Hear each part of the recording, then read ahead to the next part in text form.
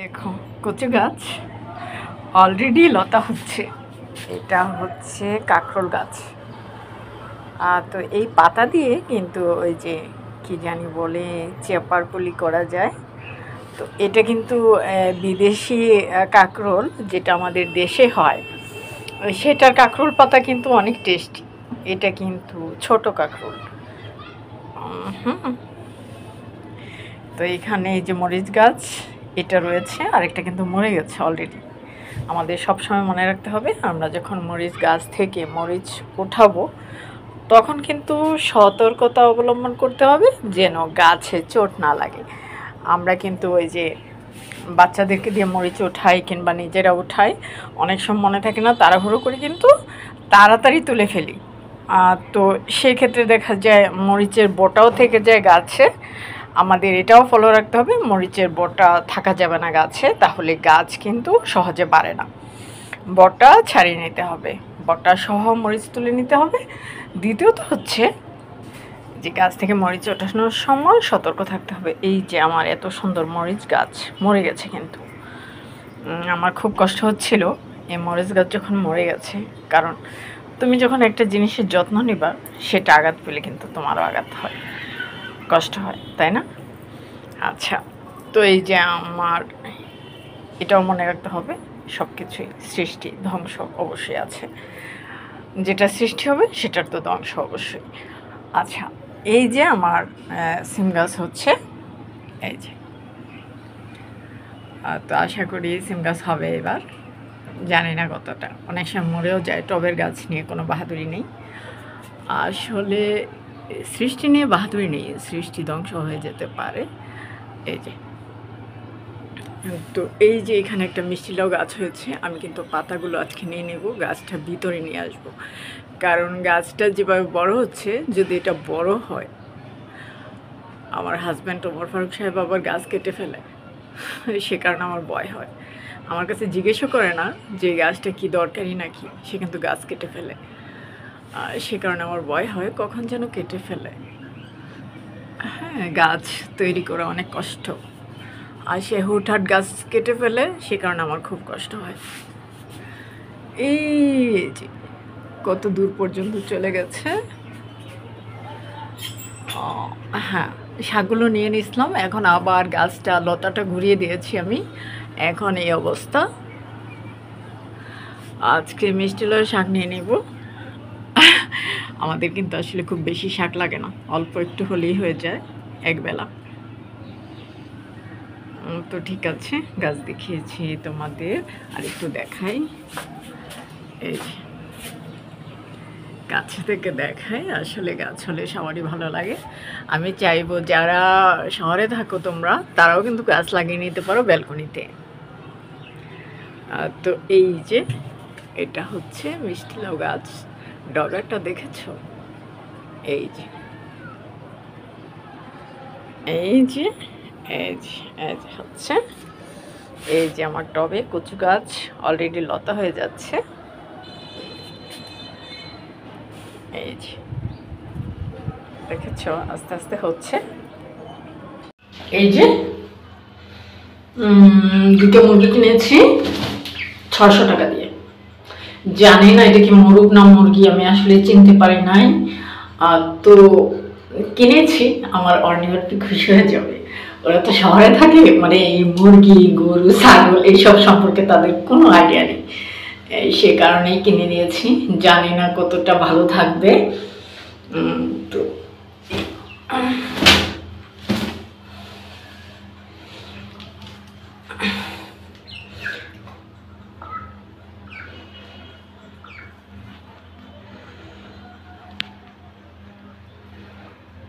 মুরগিগুলো এইখানে খাঁচিটা দিয়েছি যেন রাতের বেলায় ওরা ঘুমাতে পারে, ওখানে চাল দিয়েছি।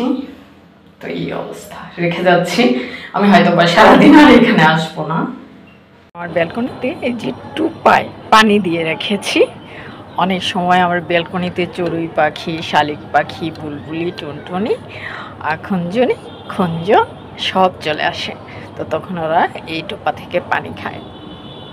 দেখো কচু গাছ অলরেডি লতা হচ্ছে। এটা হচ্ছে কাঁকরোল গাছ। তো এই পাতা দিয়ে কিন্তু ওই যে কি জানি বলে চেপারপুলি করা যায়। তো এটা কিন্তু বিদেশি কাঁকরোল যেটা আমাদের দেশে হয় সেটার কাঁকরোল পাতা কিন্তু অনেক টেস্টি। এটা কিন্তু ছোট কাঁকরোল। হুম। তো এখানে এই যে মরিচ গাছ এটা রয়েছে, আরেকটা কিন্তু মরে গেছে অলরেডি। আমাদের সবসময় মনে রাখতে হবে আমরা যখন মরিচ গাছ থেকে মরিচ ওঠাবো তখন কিন্তু সতর্কতা অবলম্বন করতে হবে যেন গাছে চোট না লাগে। আমরা কিন্তু ওই যে বাচ্চাদেরকে দিয়ে মরিচ ওঠাই কিংবা নিজেরা ওঠাই, অনেক সময় মনে থাকে না, তাড়াহুড়ো করে কিন্তু তাড়াতাড়ি তুলে ফেলি। তো সেক্ষেত্রে দেখা যায় মরিচের বোটাও থেকে যায় গাছে। আমাদের এটাও ফলো রাখতে হবে, মরিচের বোটা থাকা যাবে না গাছে, তাহলে গাছ কিন্তু সহজে বাড়ে না। বটা ছাড়িয়ে নিতে হবে, বটা সহ মরিচ তুলে নিতে হবে। দ্বিতীয়ত হচ্ছে যে গাছ থেকে মরিচ ওঠানোর সময় সতর্ক থাকতে হবে। এই যে আমার এত সুন্দর মরিচ গাছ মরে গেছে, কিন্তু আমার খুব কষ্ট হচ্ছিল এই মরিচ গাছ যখন মরে গেছে। কারণ তুমি যখন একটা জিনিসের যত্ন নিবা সেটা আঘাত পেলে কিন্তু তোমারও আঘাত হয়, কষ্ট হয়, তাই না? আচ্ছা, তো এই যে আমার এটাও মনে রাখতে হবে সব কিছুই সৃষ্টি ধ্বংস অবশ্যই আছে, যেটা সৃষ্টি হবে সেটার তো ধ্বংস অবশ্যই। আচ্ছা, এই যে আমার সিম গাছ হচ্ছে, এই যে তো আশা করি সিম গাছ হবে এবার। জানি না কতটা, অনেক সময় মরেও যায়। টবের গাছ নিয়ে কোনো বাহাদুরি নেই আসলে, সৃষ্টি নিয়ে বাহাদুরি নেই, সৃষ্টি ধ্বংস হয়ে যেতে পারে। এই যে তো এই যে এখানে একটা মিষ্টি লাউ গাছ হয়েছে, আমি কিন্তু পাতাগুলো আজকে নিয়ে নেব, গাছটা ভিতরে নিয়ে আসব। কারণ গাছটা যেভাবে বড় হচ্ছে, যদি এটা বড় হয়, আমার হাজব্যান্ড ওমর ফারুক সাহেব আবার গাছ কেটে ফেলে, সে কারণে আমার ভয় হয়। আমার কাছে জিজ্ঞেসও করে না যে গাছটা কি দরকারি নাকি, সে কিন্তু গাছ কেটে ফেলে। সে কারণে আমার ভয় হয় কখন যেন কেটে ফেলে। হ্যাঁ, গাছ তৈরি করা অনেক কষ্ট, আর সে হুটহাট গাছ কেটে ফেলে, সে কারণে আমার খুব কষ্ট হয়। এই যে কত দূর পর্যন্ত চলে গেছে।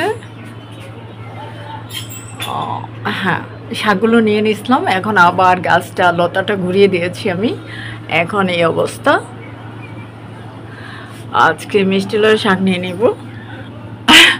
আমাদের কিন্তু আসলে খুব বেশি শাক লাগে না, অল্প একটু হলেই হয়ে যায় একবেলা। তো ঠিক আছে, গাছ দেখিয়েছি তোমাদের, আর একটু দেখাই।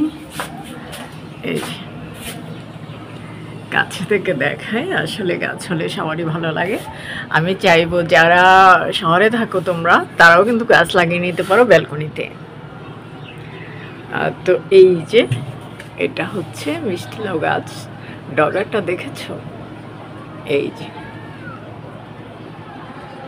এই যে এই যে এই যে হচ্ছে, এই যে আমার টবে কচু গাছ অলরেডি লতা হয়ে যাচ্ছে। এই যে দেখেছো, আস্তে আস্তে হচ্ছে।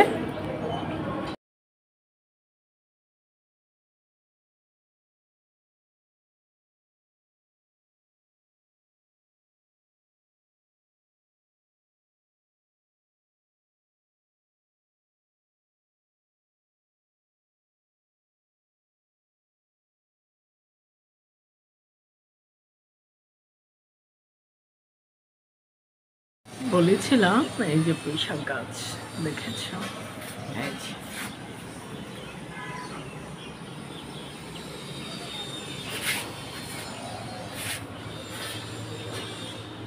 এই যে বিভিন্ন দিকে ছড়িয়ে যাচ্ছে।